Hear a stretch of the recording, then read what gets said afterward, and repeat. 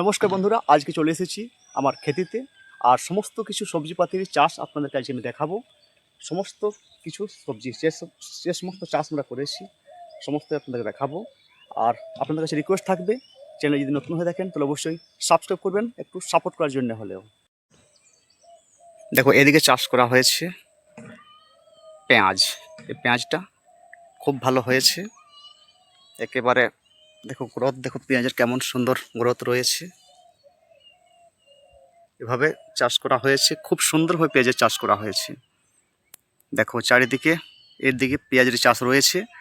আর সমস্ত কিছু চাষ করা হয়েছে এগুলো বেশিরভাগই খাওয়ার জন্য, কারণ সারা বছর চাষের সবজি খাওয়ার মজাটা আলাদা। এতে করে আমাদের অর্থনৈতিক অনেকটা ভাবে আমরা সাশ্রয় পাই, যেহেতু সবজি আমাদেরকে কিনতে হয় না। বেশিরভাগ সবজি আমরা চাষ করি নিজে খাওয়ার জন্যই, আর যেটুকু অবশিষ্ট হয় সেগুলো বিক্রি করি। এদিকে রয়েছে শসা বা ক্ষীরা।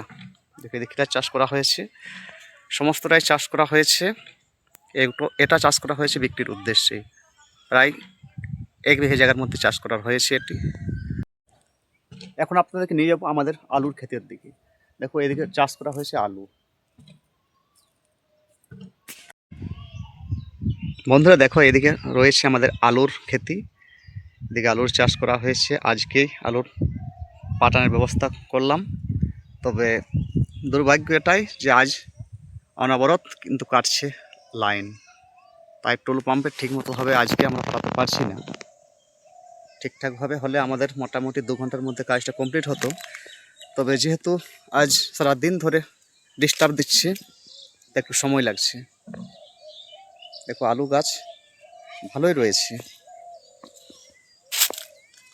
ঠিকঠাক আলু বসবে এটাই আশা করছি, যদি বৃষ্টিপাতে যদি আমাদেরকে তেমনভাবে ক্ষতি না করে তাহলে। দেখো এদিকে আলুর পাশাপাশি এদিকে আবার পেঁয়াজেরও চাষ করা হয়েছে। পেঁয়াজ এভাবে চারাগাড়ি দেওয়া হয়েছে। কতক্ষণে এগুলা ঠিকঠাক হয়, একটু সময় লাগবে একটু হতে, তবে হবে খুব সুন্দর। কারণ এই মাটিটা খুবই চাষের উপযুক্ত মাটি রয়েছে, একেবারে দোআঁশ মাটি। এগুলো পেঁয়াজ এবং আলু চাষের জন্য অত্যন্ত উপযুক্ত। দেখো কি সুন্দর পেঁয়াজের গাছ এবং আলুর গাছ রয়েছে। বন্ধুরা দেখো আমাদের চাষ কেমনভাবে হয়েছে কমেন্ট করে জানাবেন। আর আমরা যেহেতু পুরুলিয়া জেলার একটা প্রত্যন্ত গ্রামে বসবাস করি, এখানে পূর্বে এভাবে চাষ হতো না, তবে এখন প্রযুক্তির দুনিয়াতে এখন টুলু পাম্প বা ইলেকট্রিক যে সমস্ত সামগ্রী চাষের প্রয়োজন হয় সেগুলো খুব অ্যাভেলেবেল থাকায় এখন আমাদের এলাকায়ও প্রচণ্ড পরিমাণে চাষাবাদ হচ্ছে, এবং আমাদের দেখো এলাকা একেবারে শস্য শ্যামলা হয়ে উঠছে। এতে করে আমরা অর্থনৈতিকভাবে প্রথমে যেভাবে পিছিয়েছিলাম অনেকটা আমরা স্বাবলম্বী হতে পেরেছি। দেখো এদিকে চাষ করা রয়েছে শশার, তবে সেভাবে শশাটা ফলাতে পারলাম না, শশা ঠিকঠাক হলো না। তবে মূলো খুব সুন্দর হয়েছে, শশাও ঠিকঠাক হয়েছে, তবে অতটা সুন্দর হয়নি। ওদিকে রয়েছে পেঁয়াজের চাষ, আর এদিকে রয়েছে শশার। ঠিকঠাক বলা যেতে পারে যাবতীয় জিনিস ঠিকঠাকই হয়েছে এবছর। আর সব কিছু ঠিকঠাক থাকলে অত্যন্ত লাভবান হওয়া যাবে। আলু চাষ বা অন্যান্য যে সমস্ত সবজির চাষগুলো করা হয়েছে প্রত্যেকটাই খুব ভালোভাবেই ফলন দেবে। দেখো এই আলু শাকগুলো এখন ভেজে খাওয়ার জন্য খুবই উপযুক্ত রয়েছে। এগুলো খুবই টেস্টি হয় আর একেবারে পুষ্টিগুণে ভরপুর থাকে আলু শাকগুলো। দেখো কী সুন্দর টকডক টকডক করছে আলু গাছ।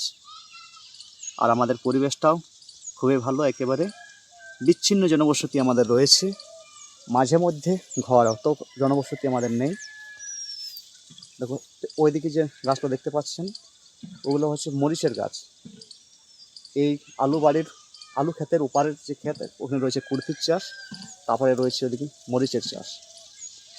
এগুলো আপনাদেরকে দেখালাম, আপনাদের কেমন লাগছে অবশ্যই জানাবেন। আসলে এখন চাষে অত্যন্ত স্বাবলম্বী অনেকটা হয়েছে বলা যেতে পারে, আর মার্কেটের প্রতি ডিপেন্ডেন্সি নয় সবজিপাতির ক্ষেত্রে। দেখো এখানকার রয়েছে সর্ষে ফুলের গাছ। দেখো সর্ষে কি সুন্দর ফুল ফুটেছে। আমাদের ওয়াটারিং করা আজকের মতো কমপ্লিট হলো। দেখো এটাই লাস্ট ছিল, জলে সম্পূর্ণ ভরে গেছে।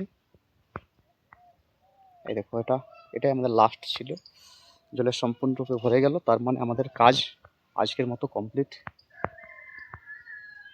আর আর মনে হয় আলুর জন্য আর জল দিতে হবে না, আলু হয়ে যাবে এমনিতেই। দেখো এদিকে ঠিকঠাকভাবে লাগানো রয়েছে নানা ধরনের সবজিপাতি, যেগুলো দরকার পড়ে প্রত্যেক দিনের।